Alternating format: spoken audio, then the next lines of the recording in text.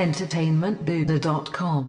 Dun, da, da, da, da, da, da, da, da, da, da, da, da, da, da, da, dun, da, da. Da, da, da, da, wah, wah, wah, da, da, da, da, wah, wah, wah, da, da, da, da, wah, wah, wah, wah.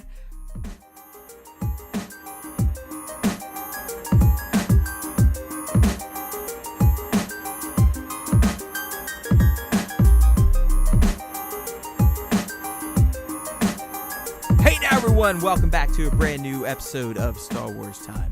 It's Matt, it's Nick, it's BB-8, and a fallen Rey. And you guys are asking what the fuck is he talking about? Well, if you had a camera, you would know what I'm talking about, but you don't, so why the fuck am I talking about it? But that's just the type of shit you get on Star Wars Time, so welcome back. We've actually have an episode that's going to touch on some pretty important news, my friends. I mean, it's been a few weeks since we've been able to dig into Star Wars universe news nuggets, but we have more than a few tonight to talk about, as well as a discussion on Star Wars Resistance, which is getting better and better by the week.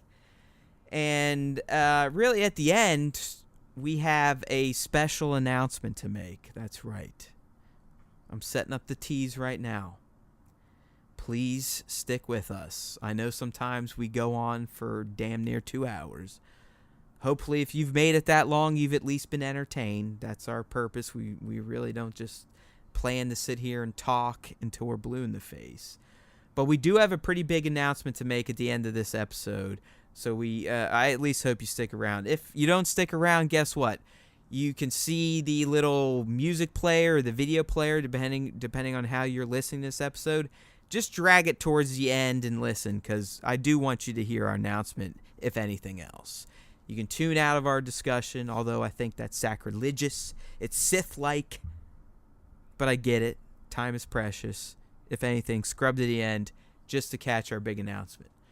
All right, Nick. So, like I said, we have more than a few things to talk about this week. We didn't have to cook up our own subject. We didn't have to go fanboy on a upcoming Star Wars project, because we've got some very interesting news items on top of existing Star Wars canon stories that are coming out in the form of Star Wars Resistance, and that's where we're going to start.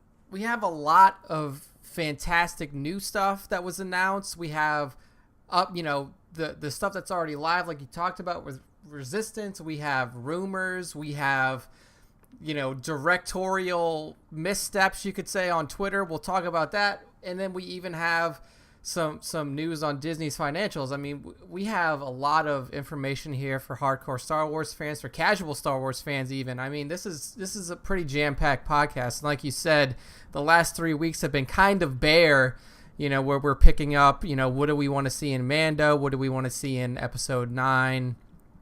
And that stuff's really fun for us to do, because we get to kind of like get the creative juices and the bullshit flowing. But it's always nice to be able to look at the screen and say, like, we have some legit big news items here to talk about. So glad to be back on the news track a little bit. Yeah, so anyways, we're going to start with our kind of recap, or at least Easter egg recap, of the latest episode of Star Wars Resistance, which I guess I shouldn't have said latest, because by the time you're listening to this, it's technically not going to be the latest, but at least I'll go with episode 6 of Star Wars Resistance. The Children of Tehar. Exactly. The Children of Tehar. So, it aired last Sunday or 2 Sundays ago, depending on when you're listening. And it had what I counted to be 7 Easter egg / Star Wars franchise reference moments, and I had to stretch on a few of them. But overall, Nick, I think like the previous episode that we talked about in the last cast, and even the one we saw teased after the Children of Tehar, it seems like Resistance is really starting to settle into its main narrative and building around the idea that Kaz is a Resistance spy looking for intel on the First Order.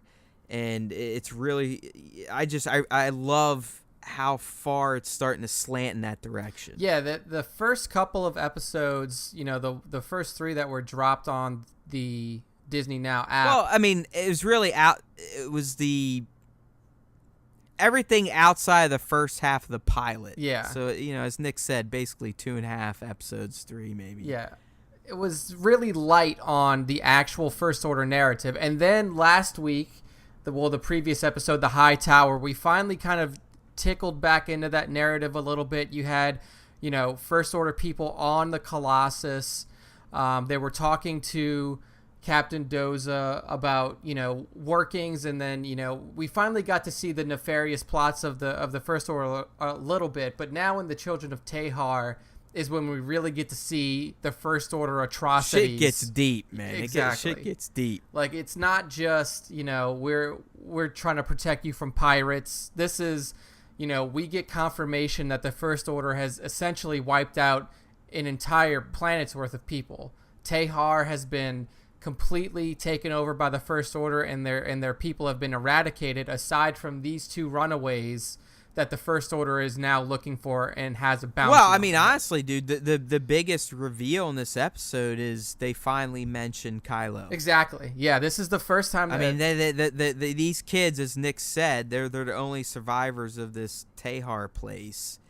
And the way they explain it's essentially a grander version of what Kylo did to the village that Lor Santeca was in at the beginning of The Force Awakens, where he just rolls in with Phasma and some troopers and annihilates everyone. I mean, it's like mini genocide. Yeah, like apparently the First Order had completely taken over Tehar, and the episode starts off, with Kaz. Essentially, it kind of opens up and leads into the storyline. Kaz needs money. He hears somebody on the station. He's such a. I honestly, I really like Kaz. I like him.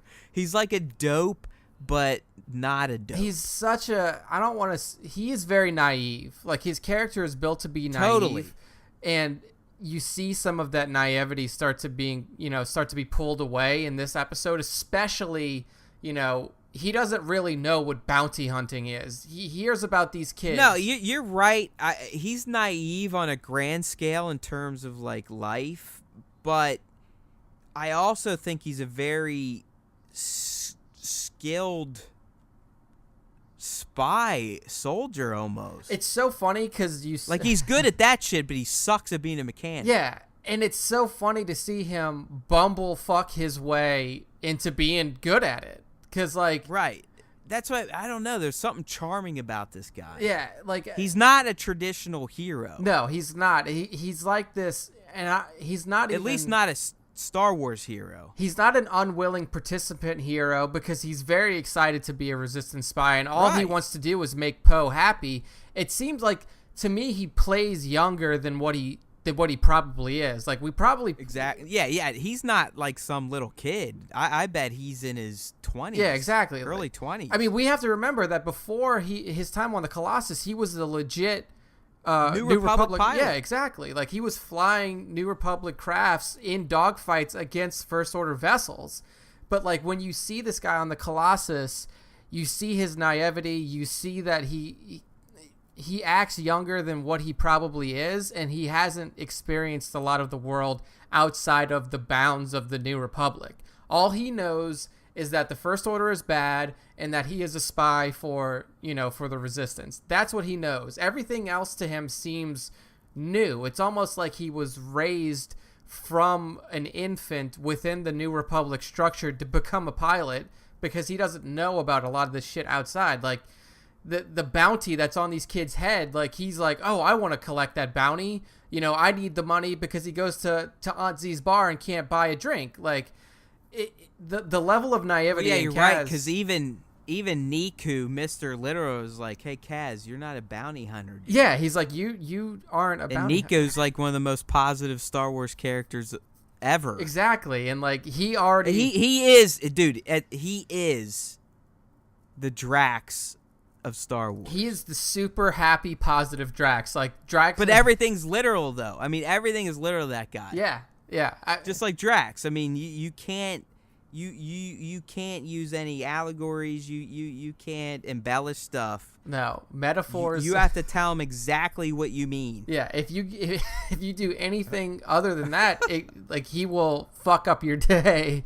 As I do. Niku is easily my second favorite character. Kaz is... Because he is. I mean, he's essentially the second main at this point. Yeah. He's in every episode. He's basically Kaz's sidekick. And that's surprising to me because I really expected Yeager to play a bigger part. And even in this episode, we have barely seen him in the last Barely. two. I mean, barely. I mean, he is support character at best. I mean, at this point, though, our theory of Yeager being the spy for the First Order, it holds up because we have 2 episodes in a row where the First Order is playing a very prominent role. They're on Colossus Station, and he's nowhere to be found. Like, he's just not there. So, I mean, it would make sense for him to stay out of the fray while they're there if he is the one that's supposed to be spying for him. I don't know. I called it again. It's on. It's on tape somewhere. Yeah, I mean, it's on the internet. I'm sticking to it because I know they're trying to like frame Doza. Even in this episode, I mean, geez, like all the illusions they were making with him.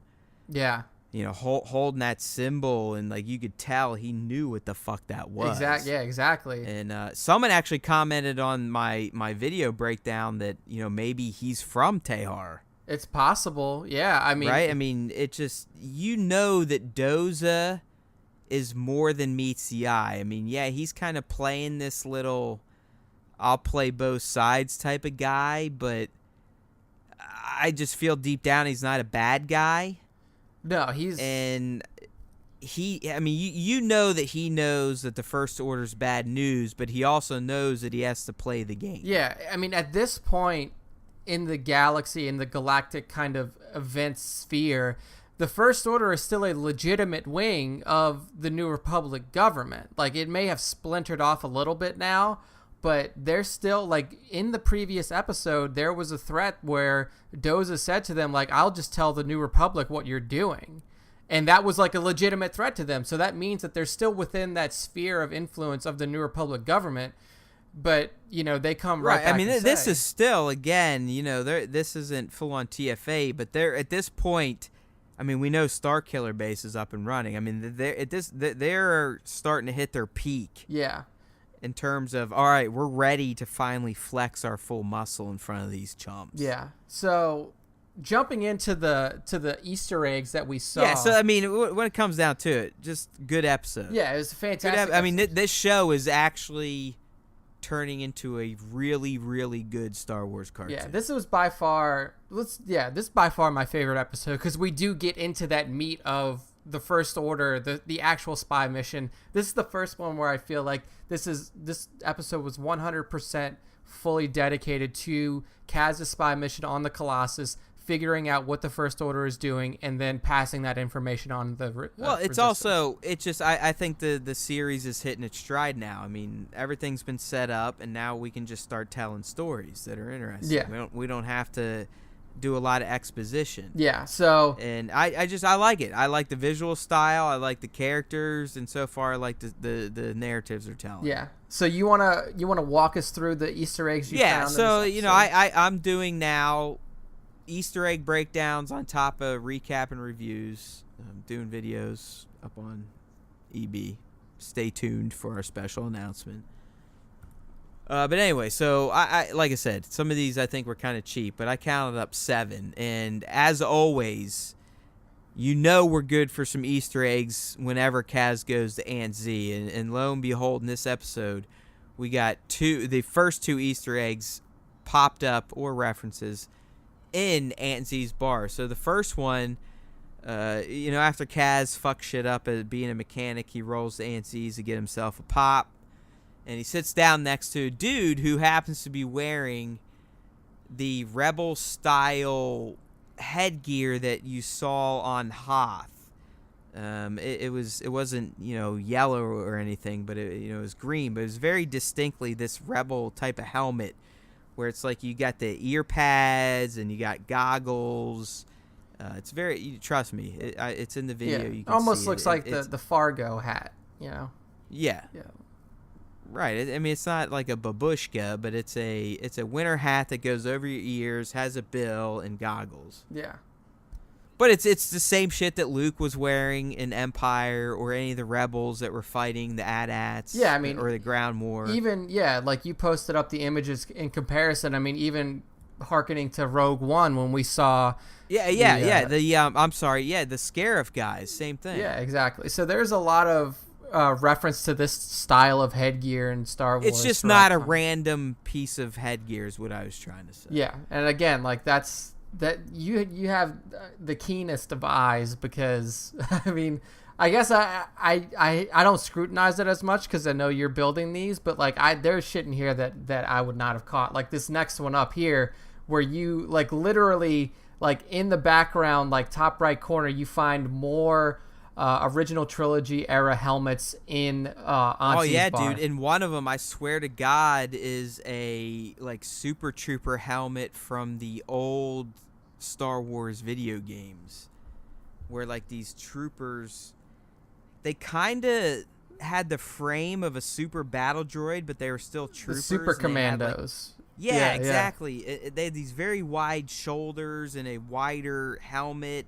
Yep. And that's exactly what it looked like. Yeah, and you can see that kind of like it's almost half obscured by Kaz's head. Yeah, I mean you don't get a full view, but you can still tell. She is that kind of goes to show. I mean, Auntie you can tell is an older woman, but she's definitely got some nostalgia for the Rebellion Imperial days, keeping all of this memorabilia. We've already found the entire back bar is loaded with original trilogy era helmets. Yeah, she's definitely a collector. And fucking aborted EU helmets for all intents and purposes, honestly. Yeah. She's got fucking Salacious Crumb posters. Yeah, she's a huge Star Wars fan for living in the universe. I mean, I still contend Toradoza, her room is still the biggest treasure. The shrine, and we didn't even get to see all of it. I mean, we only got to see. That was insane. That was a thing of beauty. Yeah, I mean, I cut that up like we were talking about last week. I cut that up to her father probably being some sort of military personnel back in those days, and then her hearing stories about that directly from him, and then him kind of remaining in the military as much as he can with the New Republic. So yeah, that was love it. I mean, fucking Ewok teddy bears. I know that's again, like, dude, you put it so perfectly too. It's like the fucking New Republic monetized Ewoks. Like they made those dolls. They fucking put it out there. Like, oh my god, dude. Fucking Wicked's sitting there going, "Yo, where is my cut, bitch? Where's my creds? I got nub motherfucker." Yeah, those fucking Ewoks don't have hyperspace travel. They don't know how to get off the moon yet, so they need those. They need the credits fucking deposited right into their Ewok bank accounts. Ewoks and Porgs just getting raped over licensing. Yeah, not fair at all. But so next up we have a Sullustan that you found in the Colossus market. This to me, dude, this isn't an Easter egg. This is just a reference. And as Nick said, there's a Sullustan. If you're not familiar with what that is, it's a race of alien that looks like our homeboy Numb. From everyone knows who he is, right? Yeah, that's Lando's co-pilot. Yeah, the guy goes like, yeah, you know, when he's like. When they're making in episode 6, I mean, come on, people. This is basic. Dude, he's one of my favorite. I'm telling you, like the design of his of face, all time, like of my all time. He's one of my favorite, just rando alien Star Wars characters. It's because like he's one of the only ones that has this super unique design that is prominently featured in like front camera and who interacts. Yeah, dude, with he another. Takes the Chewie role on the Falcon. Exactly, he's the fucking co-pilot. And like I said, I mean, he makes that. He goes like, yeah. I mean, when they're, you know exactly what I'm talking about, it's so funny right? too, because like when they're making the run into the Death Star, you can actually see him starting to sweat a little bit. Like they put moisture on his face. Yeah, I love him. It's so good, man. I mean, so if you, I mean, plus his face looks like a sideways vagina. I'm being serious. I mean, look at a Sullustan's face. It's definitely a unique design that was intentional, I would imagine, by the Star Wars effects artist. It's a sideways vagina.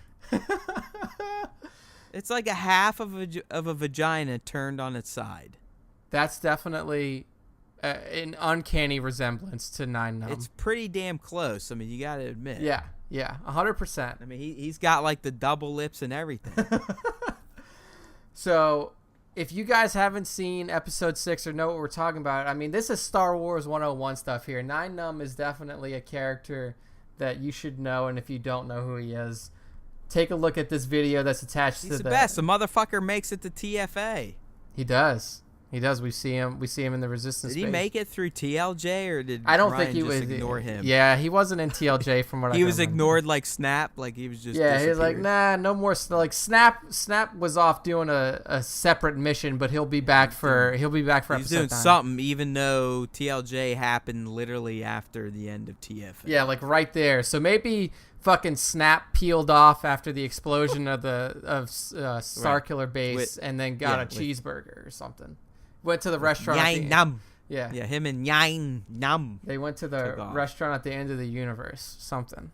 Who knows? All right, so the next one straight up was a layup. Like, I cheated because I even think she was featured in a previous episode, but at least in this one, Doza contacts Captain Phasma of all people Directly. and really, this is probably the most screen time that Phasma's gotten so far in Resistance. So that's why I listed it, mostly because the great Gwendolyn Christie does voice her. Yeah, so the good thing about this is that we know now that, the time that she was in Resistance so far for the first episode wasn't going to be her only appearance. Like, a lot of times when you have launches of properties like this, you'll have the original actors play their role for one episode, and then they'll transition out and they'll bring in a voice match to do the rest of it.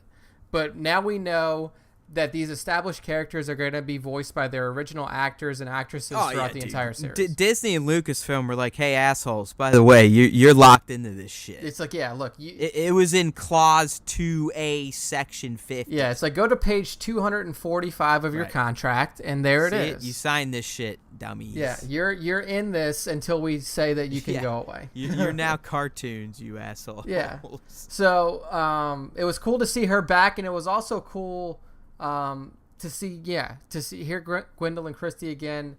But also what I thought was really cool is that we now have a reference to the commander in the gold outfit. Because I think initially before this episode, before this series released, and we were starting to get all these promotional pictures, we were starting to get the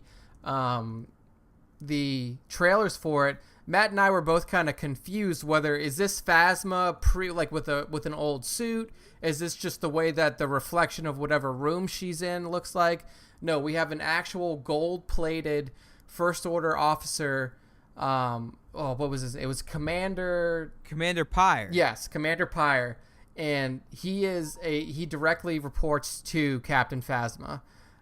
So dope ass suit, dope ass name, and now we know that this style of armor is probably reserved for some of the higher ranking First Order officers. Well, that's what I was going to say. I mean, dude, this series, if anything, shows how high up Phasma is. I mean, for all we know, let's say you just walk into this series with no knowledge.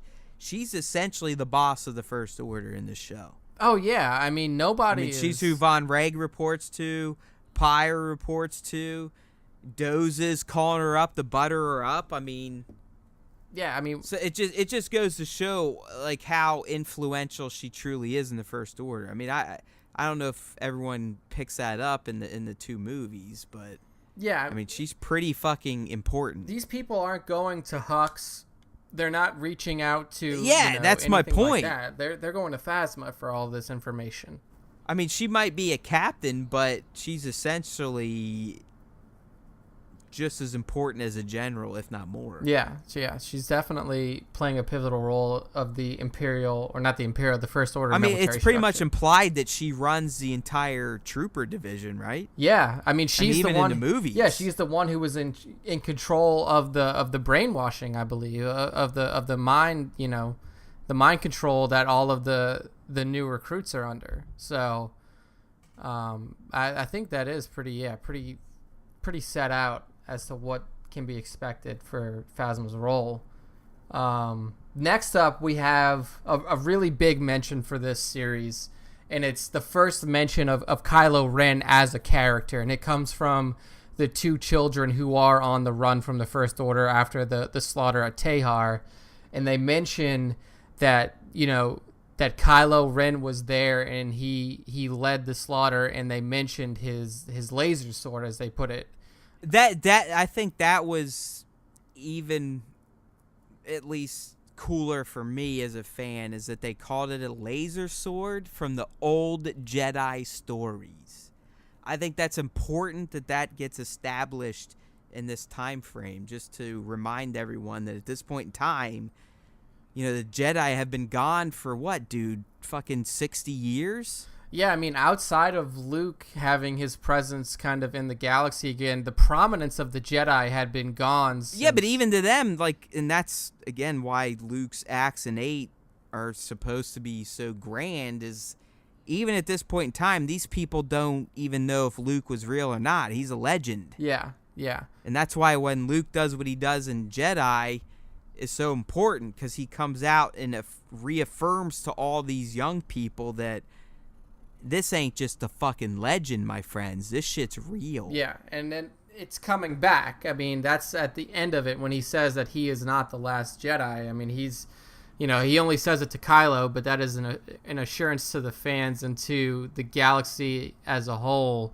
that, you know, this legacy that has spanned thousands of generations is not dead yet. It may look different, but it will not die with the First Order, just like it didn't completely die with the Empire. So that is, yeah, that's his ultimate goal. But we don't get to see him in cartoon form yet. I know that kind of... we're not. I mean, I'm pretty sure he's not on the show. Yeah, so we're not going to see him. I mean, maybe... If he is, it's going to be like a fucking... Whoa! Yeah, exactly. Moment, because it was never revealed, nothing. They never mentioned Adam Driver, nothing. Yeah, I mean, he would make more sense to put on the show than Rey, because at this point, Rey is literally just a scavenger on Jakku. No, Kylo could be on it, and so could fucking FN 2187. Yeah, I mean, they could make both of those characters work here. Yeah. But, yeah, I mean, just getting the mention of him and getting his name out there, and then also it was great. The reaction. I mean, I know this is towards the end, and we're going to come up on what is essentially the final Easter egg. But towards the end, when Kaz passes that information on to Eloatsi, the reaction that he gives, and then what he says after, saying that I'll pass this information on to General Leia or General Organa is key. Because I mean, you can tell that they know who Kylo is, but you also tell the fact that he's going and wasting villages and planets is concerning. Yeah, it's like he's increasing his behavior type of shit. Exactly. Like this hasn't become the norm yet. Like this is something that's new. Yeah, this is kind of new. Like they're starting to get way more aggressive. Yeah. So since I just mentioned it, we'll just jump to 7 and then back to 6, which is Eloatsi from Force Awakens. He was a pilot there, makes his debut in this series as Kaz's new point of contact for his, spy information for the Resistance while Poe is out. He's just, I mean, at least coming from a toy...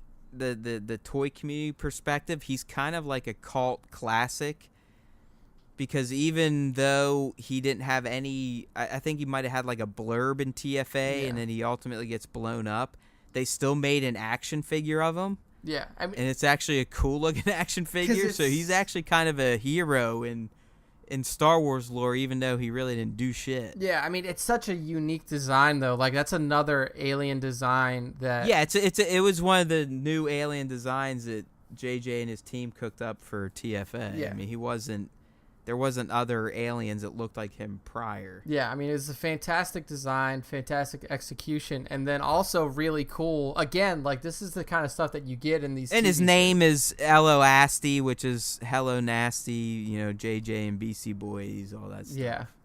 So, I mean, it's another one of those things, though, where you get to see a character who played literally a bit part and get blown up in TFA, fleshed out in these TV series. So like he's not just another nameless face that goes out in TFA. Like he played a pivotal part of the Resistance spy structure prior to The Force Awakens. Well, I mean, dude, the fact that I put him on this list shows how important he is, even though he's not important. Yeah. I mean, I assume that this... I mean, the fact that it's like, oh, shit, they got Ello up in this bitch. Yeah, so, I mean, it just goes to show you that there's a lot of stuff to be had here. And also, you know, the characters that you see in the live-action TV or the live-action movies, you know, even though they may have small parts there, play bigger parts, and they can get fleshed out in series like this or Clone Wars or Rebels or anything like that. So, good stuff. And then jumping back to number 6, there is a distinct-looking lander that... Oh, dude, I mean, it is... Basically, when Commander Pyre shows up, he... jacks Kylo's command ship to get there. Yeah, I mean, it looks... That's all I can... I mean, it is his fucking command shuttle. Yeah, unless they design... Unless we're talking, like, fucking Imperial shuttles as they used them in the original trilogy, you know, where they all looked... I mean, honestly, that's one of my favorite looking ships from the original trilogy. Yeah, the Imperial... For better reference, Shuttle Tidarium, you know, yeah, the Imperial fucking shuttle. Just... Yeah, fly casual. Anyway, but exactly. Yeah, he's like, I don't know. Yeah, fly casual. That's my favorite part because that's why I love Star Wars so much, because you literally have main characters that don't speak English and don't have subtitles, but you know their exact reaction. Like yeah, what you know what they're saying based on how their human counterparts react to it. Yeah. So, but I think you may be right. Like, I'm so used to the distinctive shape and like look of this shuttle because this used to be one of my main shuttles in Galaxy of Heroes for a while when I was building up my fleet command. But I think you may be onto something that this is just like standard design for First Order. Like this is something we were talking about off cast, is that like First Order and Imperial kind of design is very militaristic and it's also very standard. Like things all are designed the same exact way.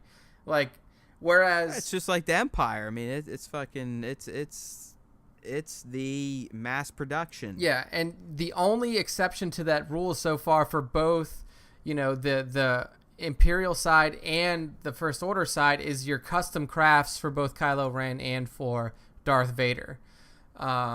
So I do think that this, I don't know. I mean, it would be very interesting to see. I would even argue that Kylo's is way more custom than Vader's, because Vader's was still a TIE cockpit. Yeah.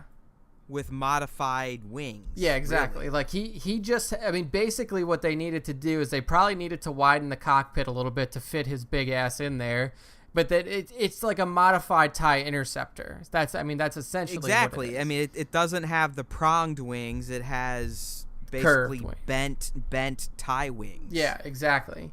Like folded over TIE wings. Yeah, whereas like Kylo's is a 100% custom job. Like it's not even close to the. I mean, the First Order ties are ties. Yeah, I mean, it looks dope as fuck. They have cooler looking wings. That's about it. Yeah, and that's it. Like, yeah, your pattern on the wings is different, but essentially it's all the same. I don't think First Order ties have hyperspace capabilities. No, they don't, because they have to jump out from the ship. Well, no, they do. I mean, Von Regs did. Von Regs did, but I don't think the rest of them did. But that was like that was essentially a TIE interceptor. Yeah, I don't know if the rest of them. I don't think. Yeah, okay. I mean, if we want to get super nerdy, it might not be a default option, but I think at this point they can be fitted with hyperdrives if they need them. Yeah, 100%. So that kind of hits on all the Easter eggs. The only thing I would I mean, go ahead. No, so the only one that I might add is that when Kaz is talking to people around the station about Tehar, somebody says, "I've never heard of it.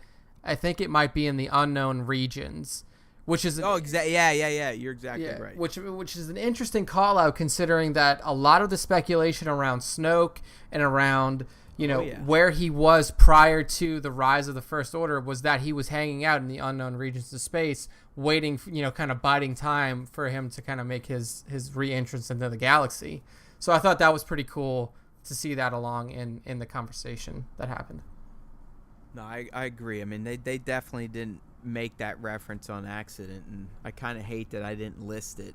It was one I questioned, but it was something of note to pay attention to. Yeah.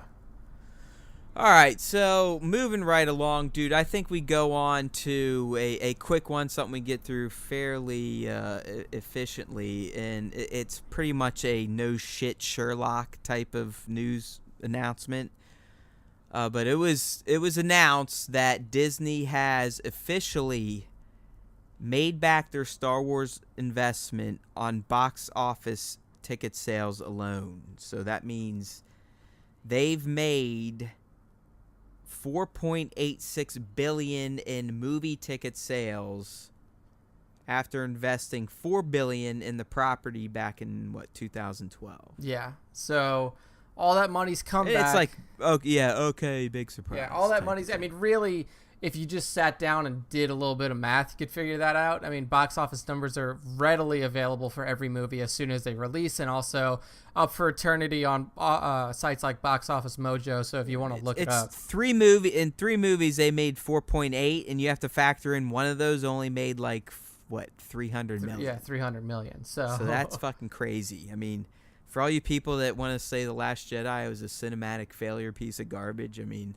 it made like $1.12 billion or something like that. I mean, people must just be dumb as shit and willing to go and see crap over and over, because movies don't make that amount of money unless there's repeat screenings. Yeah. That's not just on initial ticket sales around the world. That is people like Nick and I watching it 4 or 5 times. Yeah, that's a big carry for huge franchises like Star Wars, like Marvel, is the return, services of those people going back and seeing it. And like Matt said, we've seen all of them multiple times. So, I mean, that's why your box office is reflected the way it is in TFA, TLJ, and then in Rogue One as well. I mean, for Solo, we've talked about it over and over again at length. I mean, that movie lost easily $500 million due to its release window.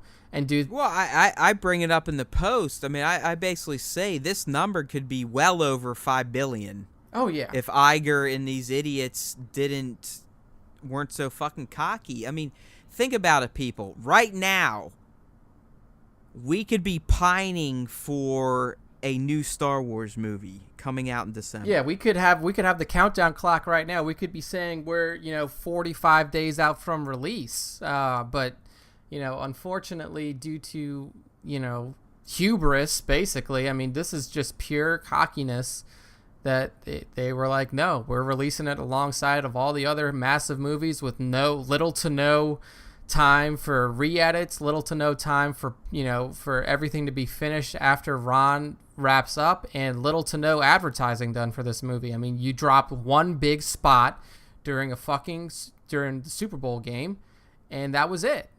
That was your time. Yeah. And 2 months after, a lot of people want to burn down Disney for Star Wars, by the way. Poorly executed, poorly thought out, just kind of... Oh, dude, I mean, the more I think about it, it's just like, what the fuck were they thinking? I mean, you've got to be kidding me. Yeah.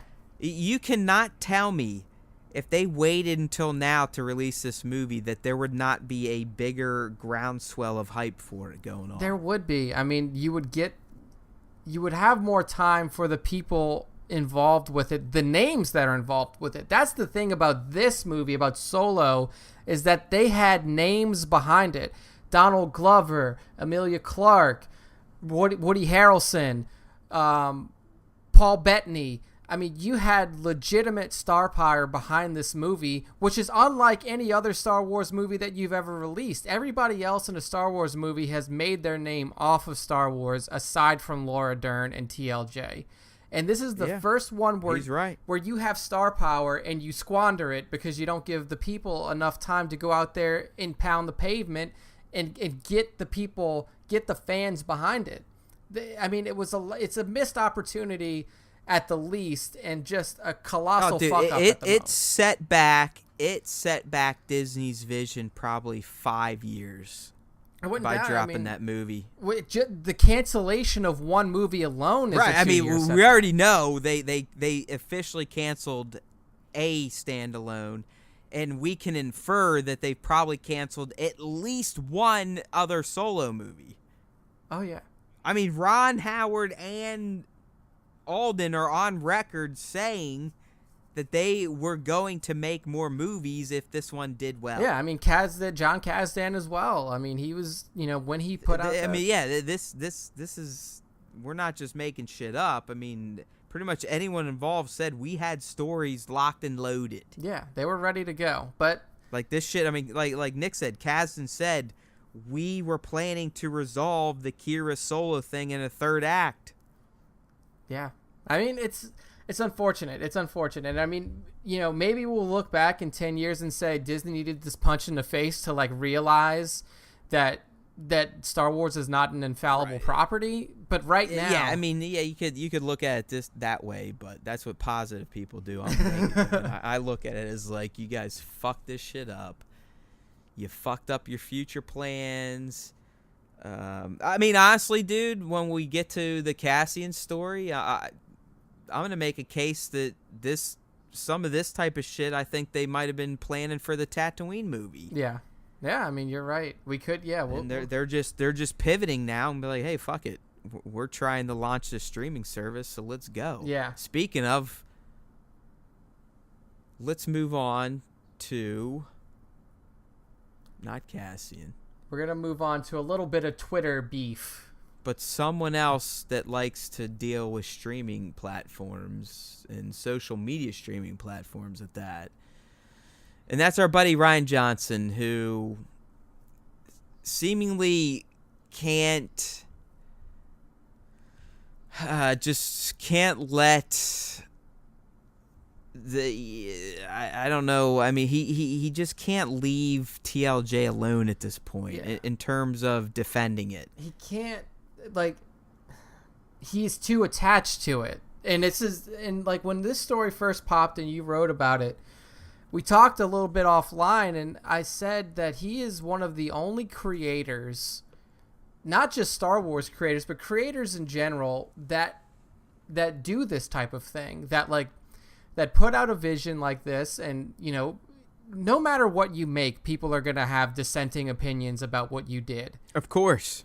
It's just that there is no perfect art. I don't think it exists. No, but I have never seen a creator, a director, a writer, a musician, anybody do what he does as consistently as he does on Twitter for as long as he does. So again, like, this is another situation that we're talking about where people are out there on the internet. Nobody's on Twitter just talking about TLJ and why it's bad storytelling and why Luke. Well, here's the set, like the full setup. There's this podcast out there that apparently Rian endorses.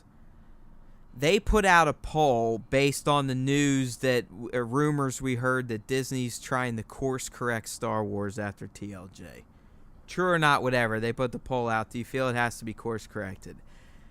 A blue check mark comes in, not Rian, just some dude, that it kind of laid down his opinion of TLJ and why he doesn't think needs course corrected because he thinks TLJ was great. Everything was handled perfectly, whatever. Obviously, the poll creator felt the same way, so they get into a conversation where they're both being very positive about TLJ. And then as anything happens on social media, a troll comes in and basically says, you guys are fucking dumb for having the opinion you have. And they're like, dude, okay, whatever. I mean, you can't really just come in and say that when we're having an objective conversation, blah, blah. And then it gets into the pissing match, and then another guy comes in and is like, yeah, whatever. I mean, this, that, and the other thing. You can't fundamentally change the character of Luke Skywalker. And that's when finally Rian, as Nick said, steps in.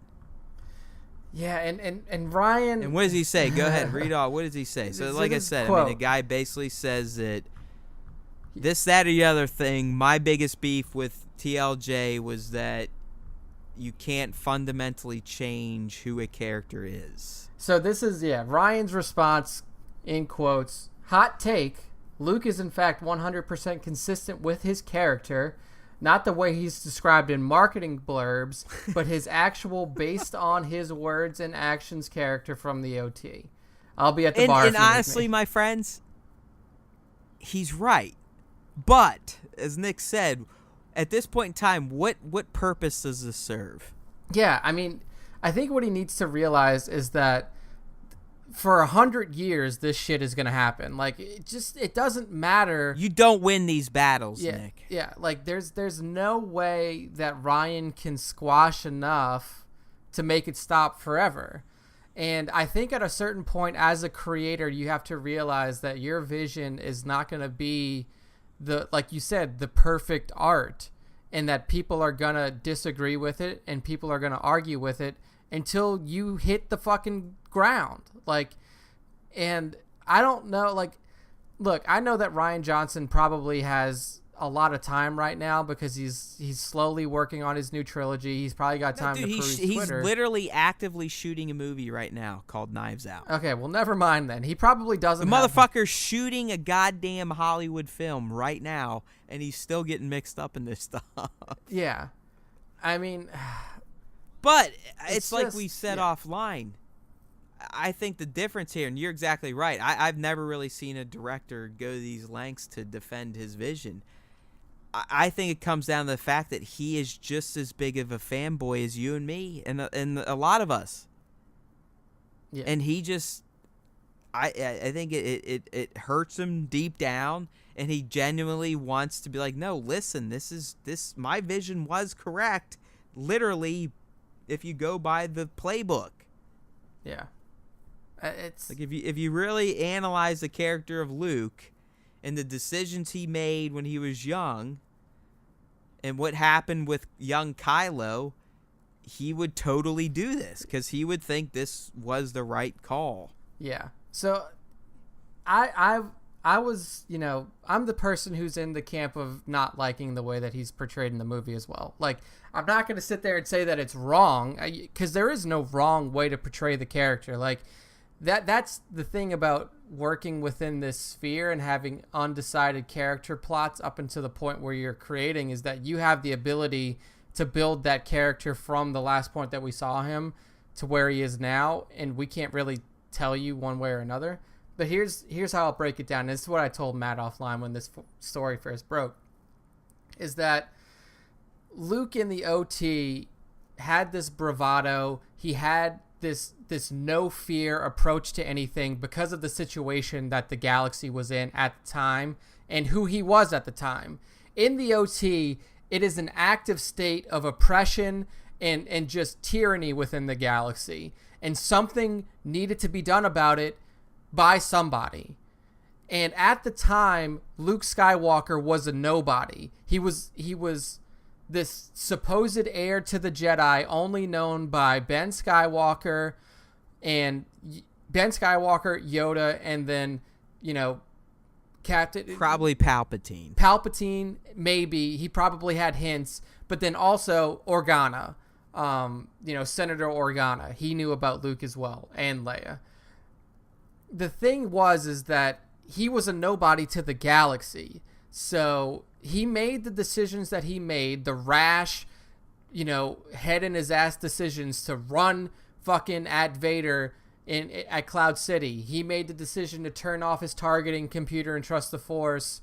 And in the Death Star trench run in Episode 4, And that was an easy one to accept because you could literally hear Ben telling and is him here, to do but it. like, but the Bespin thing, you make a great point. At the time, and I think a lot of people forget though that Luke is also a human, and he probably learned from that decision. Exactly. Do you not think he learned from that Bespin decision, my friends? He definitely did. But at the time, he was a nobody. Like, if Luke Skywalker runs into Bespin, fights Darth Vader, and gets his head cut off, it's not going to reverberate around the galaxy like it is if Luke's... Well, at that time, he was a hero, but he was known even by Vader at this point as the rebel pilot that blew up the Death Star. So he definitely had notoriety, a bit of machismo behind him at this point. He had notoriety, but like if Biggs makes that shot, Biggs is in the same situation that Luke is.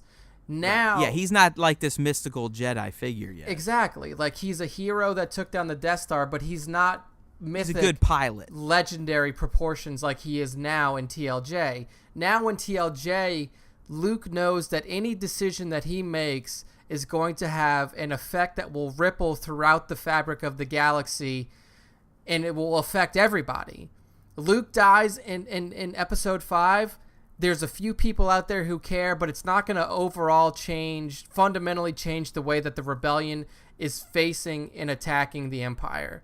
They have one person who died, who was a hero at one time, but they will move on. Now, well, they probably don't win. But yeah, I mean, like, it changes the course of things, but it doesn't necessarily change the perception of the war.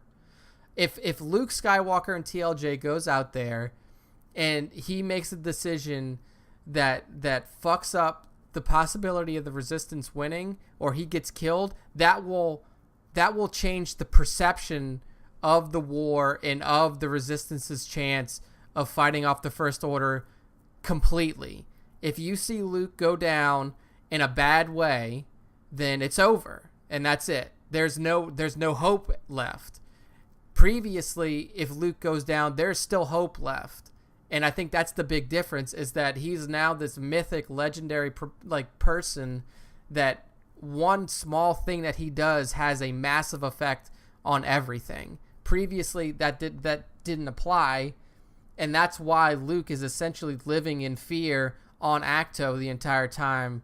No, it is. I agree. I mean, that's a valid point. That's definitely plays into the Luke we get, but I also think the Luke we get in 8 is a Luke that is derived from his previous choices in life.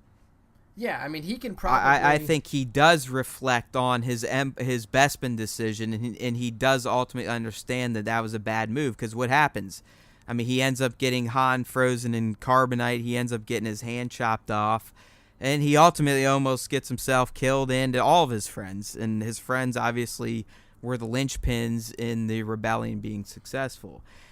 He also realizes that the only reason he was able to defeat his father is because he allowed himself to tap into the dark side. But he instantly realized that mistake and corrected it. But he then again tapped into it with Kylo, and that's why he eventually was like, fuck. Yeah. I mean, like, I can't trust myself.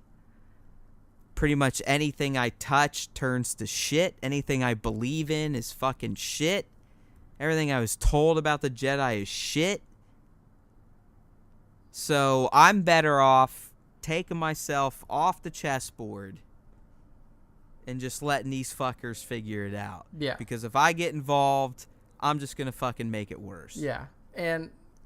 And my beef with the perception, or with the portrayal of Luke in episode 8. We talked about it. I mean, I think this is at least our true beef, or your true beef, I do believe, is derived from this. Yeah. And it's his treatment of Rey. It's not that 100%. Yeah, it's not that he's, a hermit living off on an island. No, it's the way that he treats Rey through the entirety of her time there. And he treats her like she's a joke, and I think that's unfair to the character of Rey. He resents her he resents her for his own resentment of the Force, and it doesn't.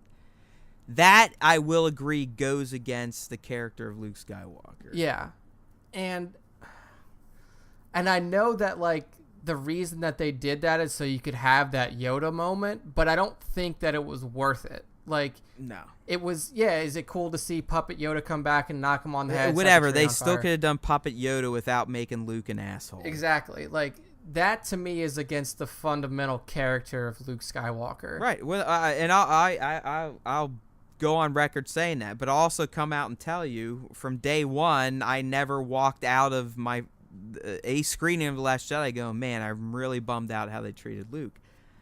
Yes, like a lot of you, I had my own visions of what I wanted Luke to be in 8. I'm telling you right now, the first time I saw it, I still, in the back of my head, thought the motherfucker was going to raise his X-Wing out of the goddamn ocean and show up on the Battle of Crate and start fucking blasting motherfuckers. I kid you not. That's the shit I had going on my head even watching it. But when it played out the way it played out, I was still very satisfied. But as Nick said, almost a year later now, and even when I first watched it, but again, I'm still sticking by my initial impression. I really didn't feel bothered by Luke whatsoever. But if you want me to critique it, 100%, I agree with Nick. The way he treated Rey was fucked up. Yeah. It was fucked up. He was taking out his own disappointments in himself and the Force, whatever, on her, and it just made no sense for his character. I get it. He became a bit disenfranchised. He was a hermit. He was a cynic. But I don't see a Luke just being a complete dickhead. Yeah, it was... I mean, yeah, even Yoda fucked with Luke when he first showed up on Dagobah. But that was just kind of to test his resolve. I mean, Luke just fucks with Rey just to be a dick. Yeah, it was... and that's my main thing, is like I could see him doing that, like pulling the Yoda and doing that, but then like coming around. My problem is that he never came around, like not until she leaves. Yeah, and even up until the time when she leaves, like when he taps back into the Force, like he doesn't approach that conflict, like that confrontation, the way that he probably should have. Well, no, he was getting ready to burn the tree down, and fucking Homeboy shows up and does it for him. Yeah. But it really, you're right. It's not until Yoda shows up that Luke gets that he fucked up. Yeah, and he gets it. You know what? I do have to do something. Yeah, and I mean, like for a puppet Yoda, cameo, to me, it's not worth that. But I mean, we've talked about TLJ and our feelings on TLJ, and like I'll say that like I've softened on it a lot since the initial theater release, and this is where I stand now. I mean, if you go listen to the cast right outside of TLJ, the first one where we're talking about our initial impressions, our thoughts and stuff like that, I am way harder on that movie than I am now, and it takes time to process this, to kind of like that character. The way that Luke is portrayed, and Luke Skywalker's character as a whole, is such a deep character that it's hard to resolve what you see in that movie quickly. Like it takes some time to process it. Yeah, I mean, everyone's going to take it differently. It is a major guy, but I mean, there's a lot of factors that you have to kind of boil into your interpretation. You also have to remember that he's not a main character anymore. Yeah. He's never meant to be in this new trilogy. This new trilogy was solely meant to kick off the new cast, at least for these 3 movies. Who knows if they'll carry on into the Game of Thrones bros or Ryan's trilogies. I doubt it. But as much as we wanted this new trilogy to be about Han, Leia, and Luke, that's not what it was ever intended to be. Yeah. So at least not once Disney took it over. No. Yeah. I mean, we weren't gonna get a trilogy where Han, Luke, and Leia just go at heroics again the same way that they did in the OT. It wasn't in the cards, and it wasn't physically possible. I mean, these are 60, 70-year-old actors. I mean, it needed to be done the way that it was done.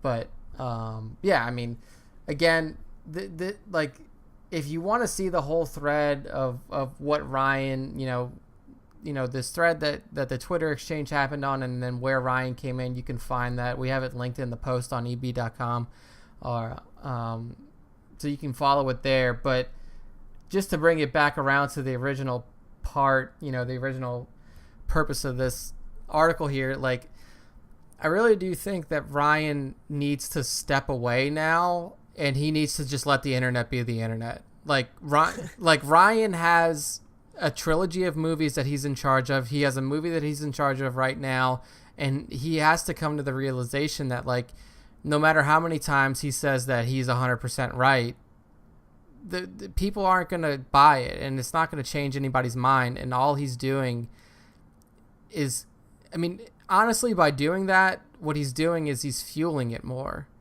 because he's going on record saying that I'm 100% right, you're wrong, whatever you think is not correct, where what he should be doing is just saying, like, hey, everybody can have their own opinion about it. Yeah, or just not saying anything. Or just not say anything. Yeah, like, that's the best thing, is to not say anything and let the internet be the internet. But by going on there and saying that you're wrong, I'm right, it's not helping anything. That's my opinion on it. No, I mean, you're 100% correct. I don't get it either. I mean, yeah, defend it right after the movie, maybe a month or two after, but a year after, it's like, dude, trolls are trolls. That's why they're called trolls. Yeah, just gotta let it go. Let it go. Let it go. Matt's got that as his ringtone. I have on a his phone. 2.5-year-old. That's her new shit on top of original trilogy Star Wars, so I can't complain too much. Honestly, I like Frozen, so shut the fuck up. That's a beautiful thing, though. 2.5-year-old watching OT Star Wars. That is good parenting. Yeah, I have a video of my kid literally with her eyes glued to the TV listening to the Imperial March. I mean, that is perfect. What more? As if I'm playing Let It Go. Yeah. All right, man. So moving on, we've got a kind of a wacky, honestly, something we've talked about in the past, but it's kind of being brought up again with some actor implications, and it's a Star Wars 9 character rumor, in particular the character that Matt Smith may be playing. And according to the Weekly Planet podcast, which I actually like these guys. I don't listen to their podcast, but Mr. Sunday, he does some good stuff on YouTube. He's part of it. But anyways, apparently they've had someone that is in the know tell them that Matt Smith will be playing a young version of Sheev Palpatine. Okay, I'm not a fan of this idea for two reasons. One, unless you're gonna go a route that makes Snoke and Palpatine linked in some way, there is no explainable reason why we should have that. Right. Palpatine hasn't even been fucking referenced yet. No, yeah, not at all. I mean, nothing. Okay, well, like Kylo, you'd think as big of a hard-on as he has for the dark side, you think he would at least casually have referenced Palpatine? No. His boner's for Vader, not Palpatine. The only mention of Palp that we got was from Luke, in fact, saying Darth Sidious took over the Senate and led to the fall of the Jedi in the Galactic Republic days. That was the only mention of Palpatine, and he was mentioned as Darth Sidious. He throws his fucking prequel name in. Yeah, exactly. He's mentioned as his Sith name, Darth Sidious, not as Emperor Palpatine. So it would not make sense to me. Terrible name, by the way. I mean, how generic was that fucking name? And then he uses Sifo Dyas on another one. Yeah, it's like, what was he doing back then, man? Yeah, I know. It's like, that was a dope ass name, man. What the fuck? Like, okay, you settle on Sidious, but then how do you go? Yeah, I'm gonna call this Jedi Sifo Dyas. Yeah. How are you in that room going? Yeah, George, it sounds like a great idea. I'm telling you that nobody read the scripts. Nobody read them except George and the actors, and they were like, all right, this is what we got. We're going with it. Because I just watched, sorry, tangent time. I just watched one of the later episodes of Clone Wars, The Lost Chapters. And they go into Sifo Dyas. It is. It's a whole episode dedicated to Sifo Dyas, and they legitimize him as a legit disenfranchised Jedi who Dooku kind of used to order the clone army, and that's when Yoda realizes that all this time, essentially, the Sith have ordered the army for the Jedi to use to fight the Sith. Yeah. Yeah, I mean... But again, they make this Sifo Dyas, who's just casually referenced in Attack of the Clones. They make him legit. But, I mean, Sifo Dyas and Sidious, like, what the fuck are you doing? Yeah, it's super, super close. I mean, I don't know, man. And like, I honestly, when I first heard Sifo Dyas, I was like, oh, that's just like someone was playing telephone with Sidious's name, and that's how the Jedi got it mixed up. Yeah, I mean, they really... No. It's a legitimate character, and there's also Sidious. Yeah, it's honestly. Anyways, I really do feel like they just use a name generator, or George used a name generator at some time. But anyway, I have a great idea. Yeah, we have Darth Sidious, and then we're gonna have Jedi Master Sifo Dyas. Yeah. So here's like I said, we have Palpatine's whole story as is canon in the movies. I mean, there's for the most part. I mean, outside of who he was before senator. Yeah. I mean, well, I'm talking about canon wise. Like, we have nothing canon related now that is referencing that. So canon wise, we have his whole story from rise through the Galactic Republic ranks as a senator, taking over as chancellor, revealing himself as, well, not even revealing himself as a Sith Lord, but, being a Sith the whole time, manipulating to his fall at the end. I don't know what benefit or what they could bring to this character in young form unless it is directly working with Snoke. Right. I mean, that's how we have to think about it. Who cares about the character? What matters is how's it even relevant to Episode 9? Exactly. And like, that's what you got to sell me on. I don't give a fuck if you're going to go with a young Sheev. Fine. How does it tie into the story being told now? Where's the relevance? Because so far, if you didn't watch the original trilogy or the prequels, and you've only seen 7 or 8, you don't even know who the fuck Palpatine is. Yeah, like, you have no idea. Like Luke said, Darth Sidious, and you have no idea who that is. The only thing, and like I was saying, is that you would have to link these two characters, and you would have to make it essentially retell the Plagueis story, where Snoke is Plagueis, and then, Sheev tries to kill him. And then he survives, goes off into the unknown regions, and then when Palp dies at the end of 6, like, he starts plotting his comeback. I mean, slowly, but he starts plotting it. I mean, honestly, I'm almost ready to give you a fucking writing deal for that. But I just don't, I don't see, because I know that one of JJ's things is to try to resolve the character of Snoke in some way, and that would be... Well, I mean, honestly, to me, if they do what you just proposed, which honestly, as a fanboy, I'd love to see, but that's course correction shit to me. It is. It's course correction, but it's not overwriting what Rian did. It's adding additional context to the character. Well, it's basically coming in and saying, hey, fans, can we suck your dick? Yeah, it's definitely right? I mean, hardcore that's what fan that would service. be. I mean, if we're literally, we're gonna tie this all together, and yes, Snoke was truly Plagueis. That's basically, hey guys, we heard you're bitching, and let us jerk you off. Yeah, I mean, it's fan service to the max, but I mean, I think we've all, we both talked about it a little bit. Like, we want some sort of resolution to the character of Snoke. Yeah, but I don't need it in Episode 9. No. I've been on the record saying I would take a Snoke resolution or a Snoke knowledge dump in comic book or book form. Yeah. The only live other... TV series form at this fucking point. Yeah. Which we're going to get to. I mean, shit, people. You better watch out. Yeah, there's a lot of good shit coming. Disney Plus, people. Fuck. Required. But anyway, the only other way that I could see them doing this with a young Palp is through a holocron. And I'll kind of break down how this would happen. So, essentially, what would have to happen is that, say this is true, the rumors previously about the vaults that we talked about. This is probably 3 weeks ago or a month ago.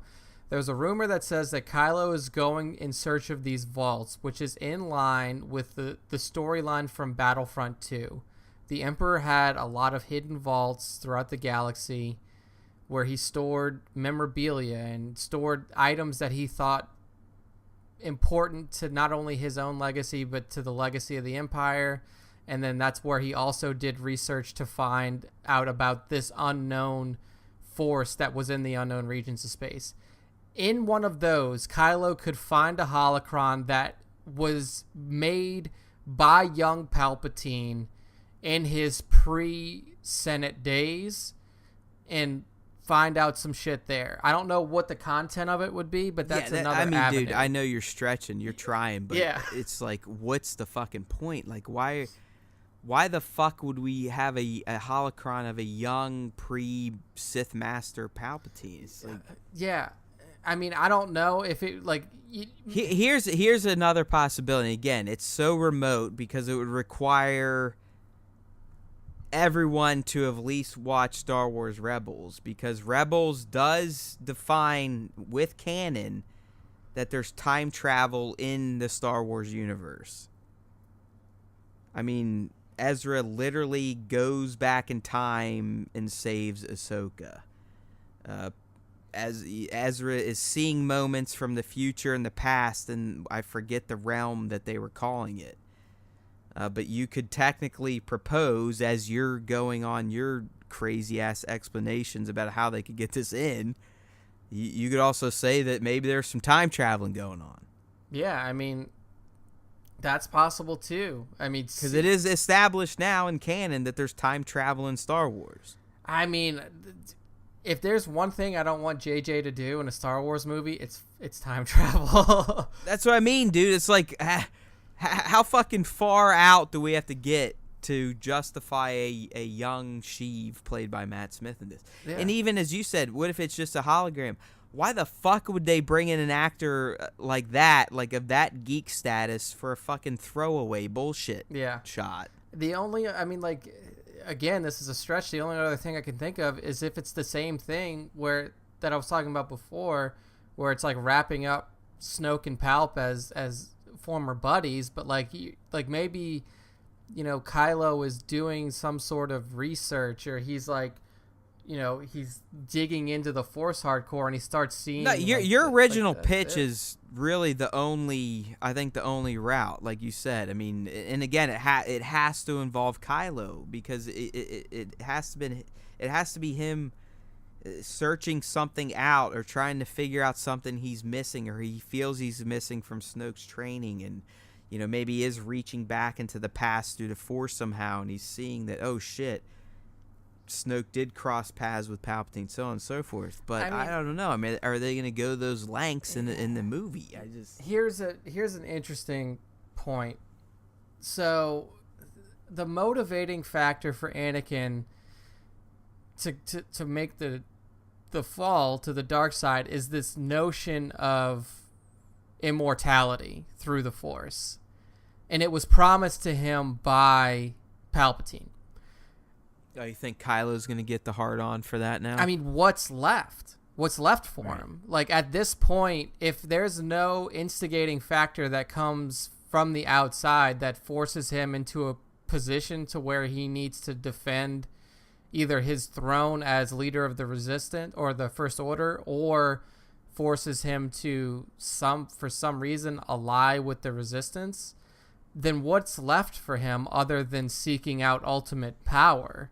I don't know. I'm also just thinking now, like, dude, they're gonna have to make such a big time jump to justify that there's any real struggle between the Resistance, or we could probably call them the New Rebellion at this point, and the First Order. Because, I mean, let's face it, the way 8 ends, there is no fucking Resistance. There's like enough people to sit on a Corellian freighter, and that's it. Yeah, you got 14 people on the Millennium Falcon, and that's your Resistance. Versus essentially the Empire minus a Death Star. Yeah, exactly. Like, I mean, you're talking full force, like, First Order. Other than, you know what I mean, though? Like, how is there even a conflict going on now? Yeah, I mean, even after Empire, there was still a large. We had the whole Rebel fleet still. Yeah, exactly. Like, there was enough of the rebellion left that you could amass an attack that was the on beauty Death Star. of really A New Hope and Empire, is that the rebellion only doled out little bits of its forces. Yeah. For major victories. I mean, no major victories in Empire. I mean, they had a setback. But they did. It's not like even the Battle of Hoth, they lost a lot. They didn't lose much. No. I mean, they didn't. That's not their full fleet. I mean, their full fleet has always been scattered and hidden throughout the galaxy. Yeah, and I mean, in New Hope, they sent a bunch of goddamn fucking X-wings to fight a Death Star. That's it. yeah, and it wasn't until Episode 6 where they had the full force of the rebellion. The capital ships. You don't get a. You don't get a rebellion capital ship until the end of Empire, and that's only when they're scuttling away with the beat-down Skywalker family. Exactly. Who literally just got their ass kicked. Yeah, Luke's got no hand. You got fucking everybody leaving Cloud City. Han's gone. Yeah, I mean, the Empire literally face-fucked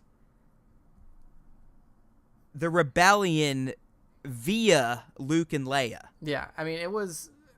So I think you're right. Like, we have to, unless this is the only thing that I can think of. And again, like I'm trying to make this work to where both of these things are possible. Where Matt Smith's in this as fucking Palp, and we're relatively soon after 8.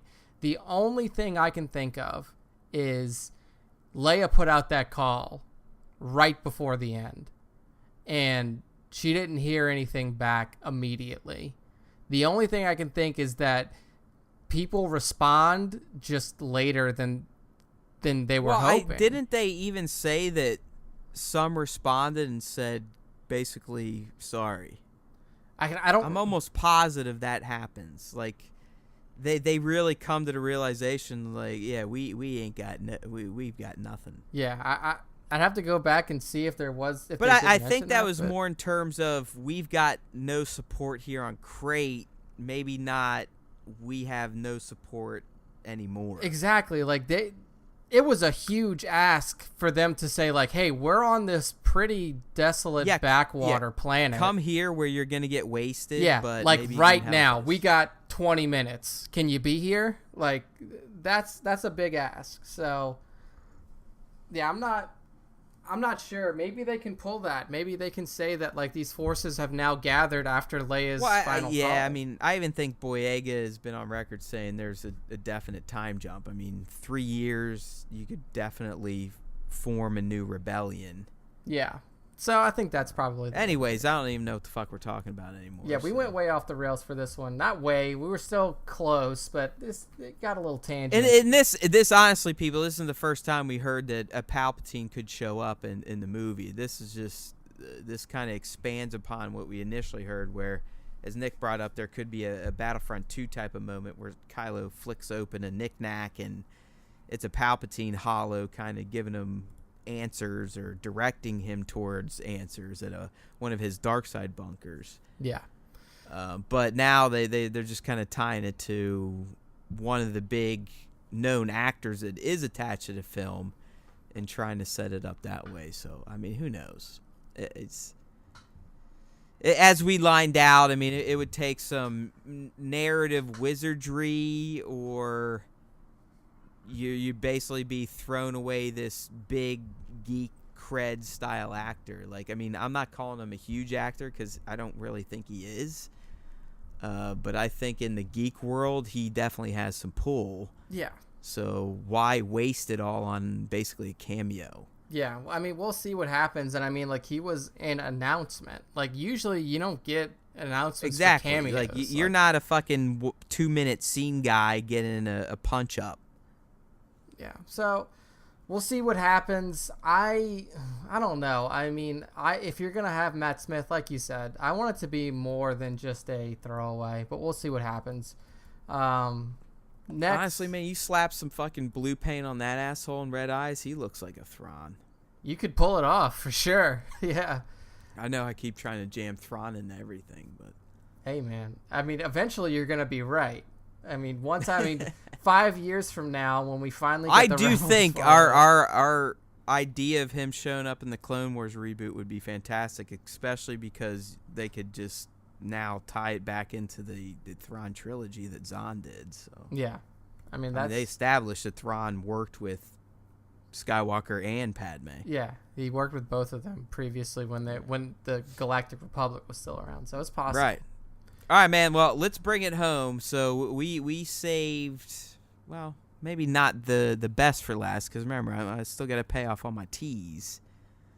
But we saved probably the biggest announcement of the week for last, and that is the fact that Cassian Andor himself, Mr. Rebel Spy, is getting his own live-action series on Disney's streaming platform, which was also officially given a name this week, Nick, in Disney+. Yeah, man, this is huge news. Okay, so we knew that we were going to get one live-action show. And the Clone Wars. I mean, in terms of the platform. Yeah, in terms of the platform, we're getting one live action Star show. Wars wise. Clone Wars, and then there was a host of other Marvel properties coming too. I mean, you have a Loki live action with Tom Hiddleston. I mean, come on. Like a lot of good stuff. And then it's also been confirmed that once Disney Plus launches, all of the Disney owned properties that are on Netflix are moving over to the streaming platform. So we knew we were getting that. One live action reboot of Clone Wars, and then the migration of everything from Netflix. Now, Bob Iger, on an investor's call, broke the news that we will have a live-action Cassian Andor series on the streaming platform to begin production next year. I mean, this is huge. This is 2 live-action Star Wars series at a time, essentially. Like, you're going to have these 2 things that are running very close proximity to each other. I mean, I think this is going to be. I mean, I think they're essentially setting up the Marvel Netflix formula where you kind of rotate seasons of these shows after each other. So, I think Mandalorian, I do believe they're trying to make that a launch title for Disney+. But I think once that season runs, I wouldn't be surprised within 4 months we get the first season of Cassian. And then within maybe 4 or 6 months we get season 2 of Mando, hopefully. Yeah, and man. They just do what they've been doing with Daredevil, Iron Fist, Defenders, Jessica Jones, Luke Cage type of shit. Yeah, I mean, it's a formula that's worked out for them. I mean, unfortunately, we've had the recent cancellation of Luke Cage and Iron Fist. A lot of people are speculating this is all kind of a contractual fuck you to Netflix. Like, hey, we can get out of our deal if we just say we cancel the series. Yeah, I mean, it's very possible. And we're actually just going to bring all these guys back for, what are they called? Heroes for Hire or whatever. Yeah. So the way that works, I mean, the only thing that's stuck on Netflix for Star Wars is the Clone Wars is one non-Disney owned property, so all of Clone Wars. Didn't you say earlier though that all previously released Star Wars movies also will not be pulled, like Rogue One? No, all pre-acquisition movies. So I mean, okay, so Rogue One and TLJ will move off of Netflix. Yeah. But I mean, not that even the old ones are on there. So yeah, you're right. So it would just be the Clone Wars. Yeah. So the only thing that's stuck on Netflix is the Clone Wars, because technically Disney does not own that property, and Netflix was a collaborative partner in creating the final season. Do you think they'll have the original? Oh, fuck! I hate to call them the original 6, but I guess you almost have to. Do you think they'll have George's 6 on Disney Plus, or do you think they'll still make us fucking buy them if we want to stream them ever? Jeez, that's a good question. I think they're gonna stick to their guns, and you got to fork out the fucking hundy. Yeah. Or when it's on sale for $80. Yeah, dude. I think that somewhere deep within that contract, George was probably like, "You guys can't fuck with this."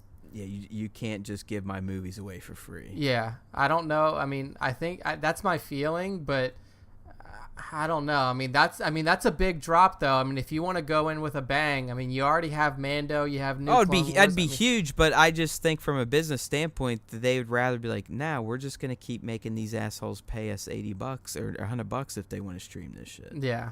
Because they'll do it. I mean, it's especially now with my kid wanting to watch them all the time, and I've got them loaded up on Plex. I don't know, dude. Do you think that they would rather a $100 buy-in or you paying $10 a month for the rest of your life?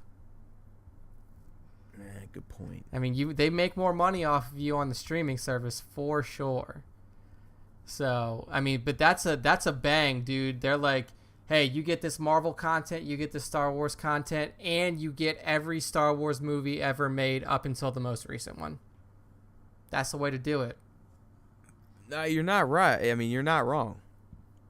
You're not wrong, but anyway, so about this you're Cassian, also a lot smarter than a lot of these people, I bet. Yeah, probably so. I mean, I'm not going to say that I should be running a studio or being, a main part of Star Wars development at Disney, but I just going to say it's probably not a bad idea.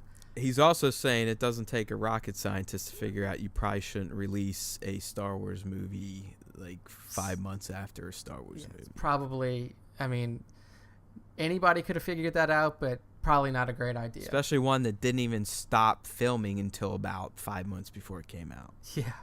Yeah, I mean, they were doing reshoots for that movie in March, and that was 2 months out from release. Not great. So back on the Cassian series, this is the description of the series. Gives a little bit of insight into when it's going to take place. It says that this is going to take place during the formative years of the rebellion and prior to the events of Rogue One, a Star Wars story. Obviously cannot take place after Rogue One because Cassian's dead. Spoiler alert if you haven't seen the movie. Always love that. Yeah, Cassian is dead. But so this has to be pre Rogue One, which means early Rebellion days. And I'm thinking, I mean, how far do you think we're getting outside of Episode 3 at this point? Because that's what we really have to start to gauge with this show. Yeah, I know. I kind of, when I punched this up, I kind of conjectured that it may take place around the Rebels timeline, maybe a bit before, but I don't think too much prior to the Rebels timeline, which I think was 3 or 4 BBY. Yeah. So I'm trying to think here. So right, I mean, you got to envision Cassian's still a little kid at the end of Revenge of the Sith, so yeah, he's still a kid. If even born, I mean, yeah, he's probably born by then. Yeah, because I mean, you would figure in Rogue One, he's what, 30, roughly. Yeah, you'd think he's in his mid-30s. And we know that A New Hope and New Hope and Rogue One take place in the same year. Same year, but I mean, basically same day almost. A New Hope and Revenge of the Sith are 19 years apart. So if we say that Cassian's 30, then he's probably 11 years old at the end of Revenge. Like, he's probably 11 years old when Luke is born, or so. So if you pop it, yeah, you're probably right. Yeah. So if you pop it, say, like you said, probably 4 or 5 years out from Revenge, around that Rebels timeline, that would give a good amount of time to not only... Yeah, I mean, do we even have a rebellion guy? Like, I think even the way they set up in Rebels, like, Leia's still a big face of the rebellion. Yeah. A young, I mean, a young Leia. Yeah. I mean, she's essentially I don't want to say that she's the hope, but, I mean, Senator Organa, the only thing that we have in any way that signifies the formation of the rebellion is in a deleted scene from Episode 3. No, you're right. I mean, yeah, you're right. It could be, I mean, let's say, I'd say it has to be at least 8 to 10 years post-Sith. But more than likely, I think it's going to be a year or two prior to Rebels. Yeah. Like, I think we're going to be... Because he's gotta be old enough. Because here's the other drop. Diego Luna is going to be playing Cassian. So yeah, we can't... He's a human, and he ain't getting any younger. Yeah, so we can't go to, like, 16-year-old Cassian. Like, they can make him look younger because they kind of gruffed him up a little bit. You know what? Honestly, dude, this is going to be right during the Rebels time period. Yeah. So it's dead on. It makes perfect sense. And it has to. Yeah, I mean, it's got to be within that same sphere. I mean, so, and I mean, if we want to talk about speculations about, cartoon characters making that cross again, I mean, here's an opportunity. Oh my God! I mean, come on. Fucking put a ponytail on Freddie Prinze Jr. and roll him out as Kanan for all I care. Yeah, I mean, it's very possible. That's the guy that voices him. Why not? He'll just play him live action. Yeah, it's very possible. I mean, these two timelines are going to be intersecting more than likely, and they're both. I would love it. I don't think it's going to happen. I mean, I think one thing that we can definitely speculate on that's probably a guarantee, we're going to see the meeting of him and K2. Yeah, I was going to say, like, I mean, come on. I've been working that's on... That's a fucking layup. Yeah, I've been working on some stuff, and that, this kind of announcement is a part of it, but I think that's 100% right. I think the meeting between him and K2 is going to happen, and it might be like a meeting while he's still a fucking Imperial droid at that time. I mean, it has to be. Yeah. Totally. I mean, he's probably trying to kill him. Yeah, exactly. He's probably trying to kill Cassian. They capture him, reprogram. There you go. Yeah. So I'll say... He becomes metal Chewbacca. I mean, I think this is a fucking great move. And the reason that this is a great move is because Rogue One is a movie that people fucking loved, that Disney didn't...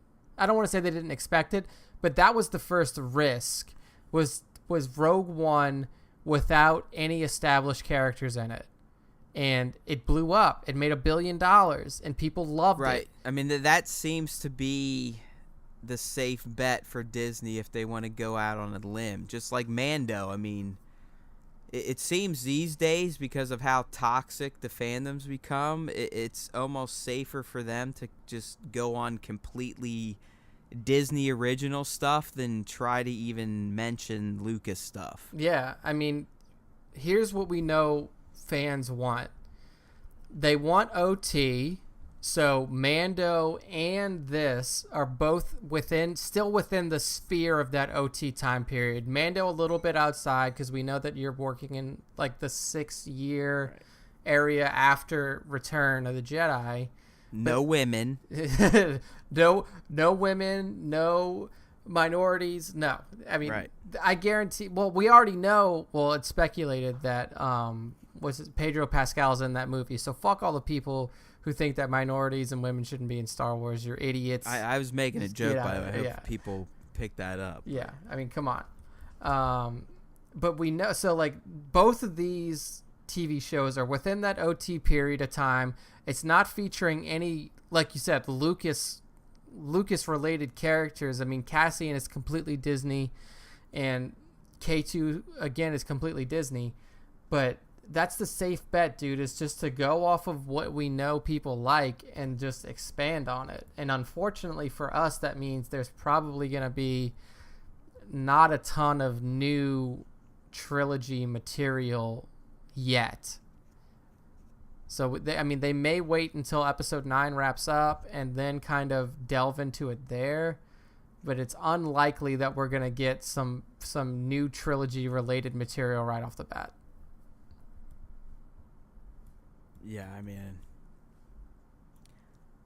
I like the direction Disney's headed with this Disney Plus stuff. I mean, it just, even outside the Star Wars shows they've already announced. I mean, the Marvel stuff they've announced sounds fantastic. So yeah, and I mean, they really are. I mean, they're pretty much locking and loading and saying, "Hey, Netflix, you haven't had legit competition until the end of 2019. Yeah, exactly. I mean, we're coming for you. I mean, we're probably still not going to be able to knock you off the #1 spot for VOD, but we're definitely going to eat into the market.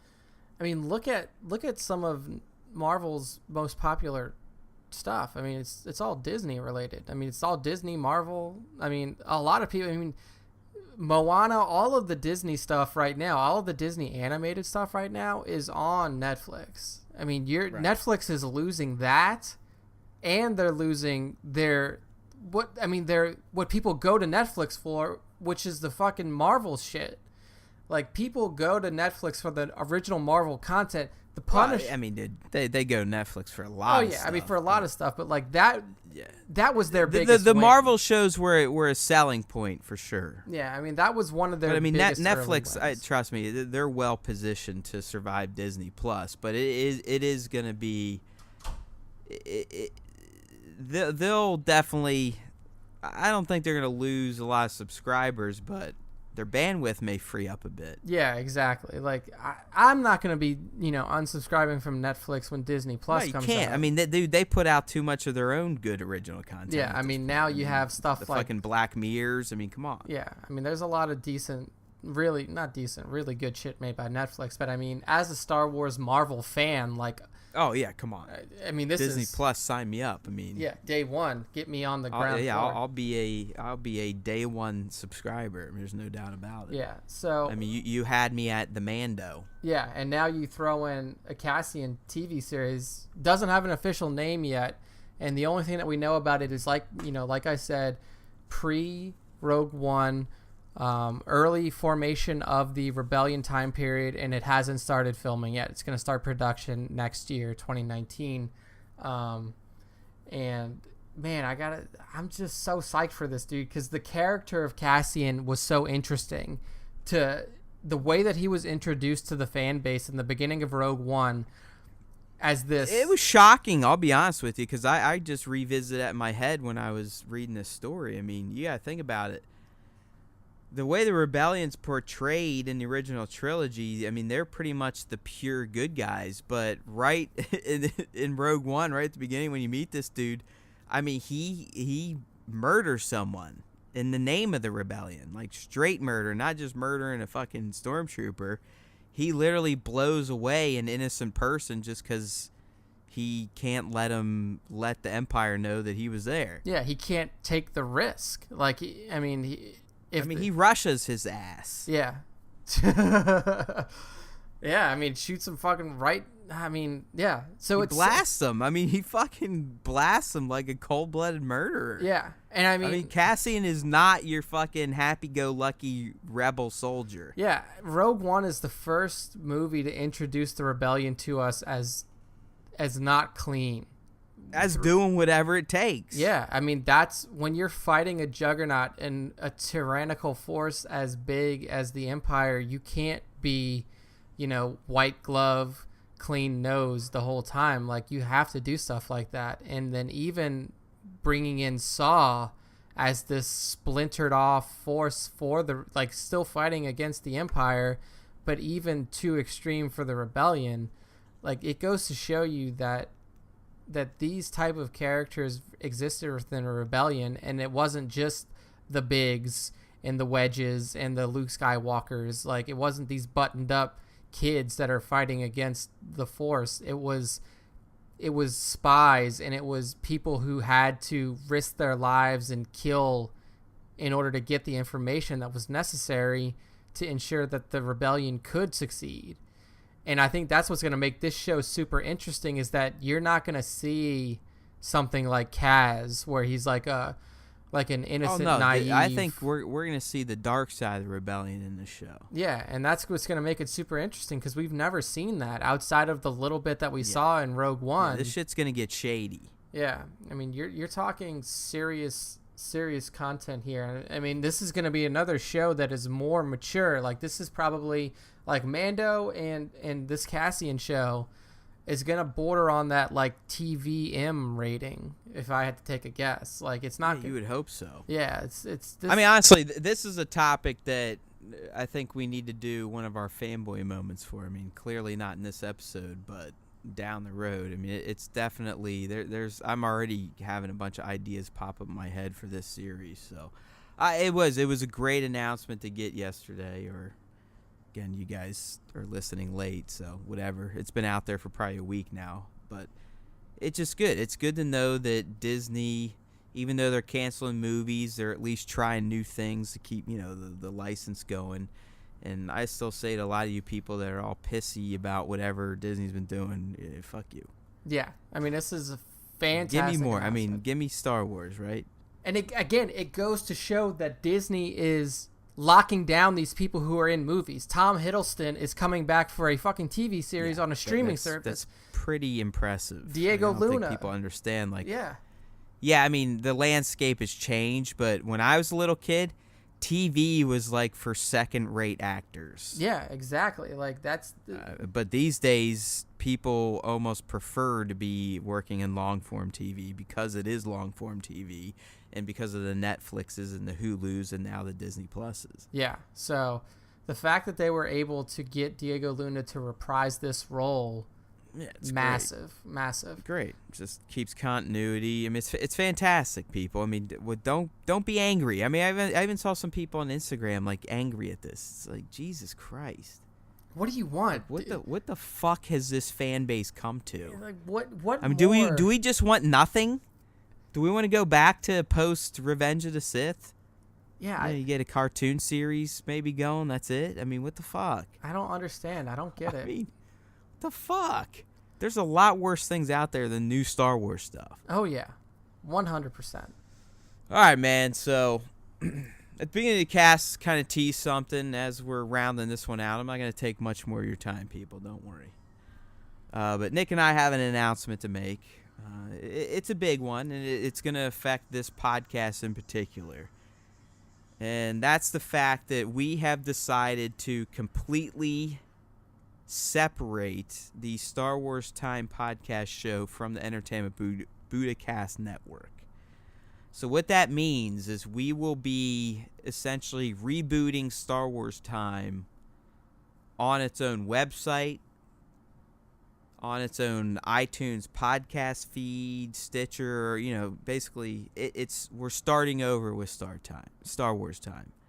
We are making its own presence. It's its own thing. We're going to have our own logo, like I said, our own website, our own YouTube, our own social networks.